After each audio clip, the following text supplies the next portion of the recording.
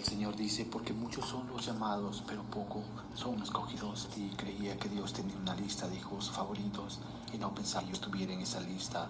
Realmente, si era escogido, no era muy religioso, conocía los principios básicos del cristianismo, pero siempre tenía más preguntas que fe y en realidad no pensaba mucho en ello, pero siempre había escuchado mi devoto y religioso repetir Mateo 22:14, porque muchos son los llamados, pero pocos los escogidos.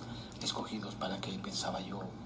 Nunca entendí ese versículo en verdad significaba y nunca me molesté en preguntar. Comencé a dar sentado que ese versículo de la Escritura significaba debía tener una lista de sus hijos favoritos que ocuparían todos los asientos del cielo, sus pocos escogidos, y no creía que yo fuera uno de esos favoritos. A medida que iba creciendo en el Evangelio y cuando más observaba la forma en que vivía otras personas, sentía que independientemente de lo que hiciera en mi vida, ya fueran cosas buenas o malas, sería insignificante si no era uno de sus escogidos.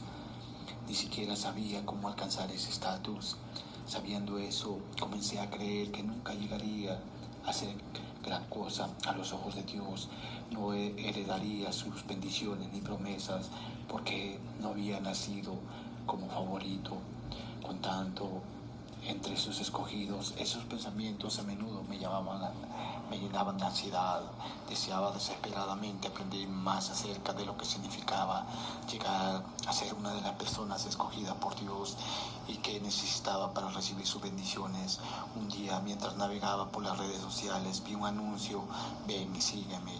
Y al hacer clic en él encontré la manera de conectarme. Mi deseo de encontrar esa respuesta y esperanza en mi vida hizo que me acercara y me uniera con ellos.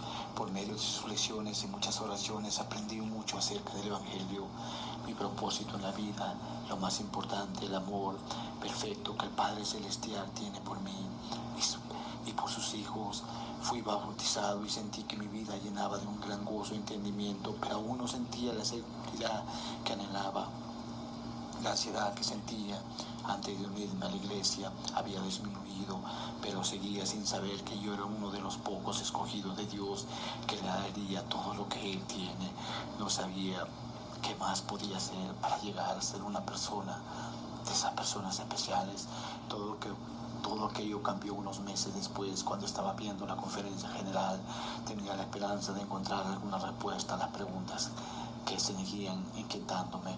Cuando un pastor americano comenzó a hablar, me sorprendió cuando lo escuché mencionar el mismo versículo que me había desconcertado a lo largo de mi vida.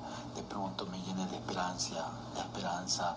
Él explicó que el Padre Celestial no limita a los escogidos a unos cuantos. Por el contrario, nuestro corazón, nuestro deseo, nuestro cumplimiento y las ordenanzas y los convenios del Evangelio, nuestra obediencia a los mandamientos y lo más importante, la gracia y misericordia redentora del Salvador, determina que si seremos contados como uno de los escogidos de Dios.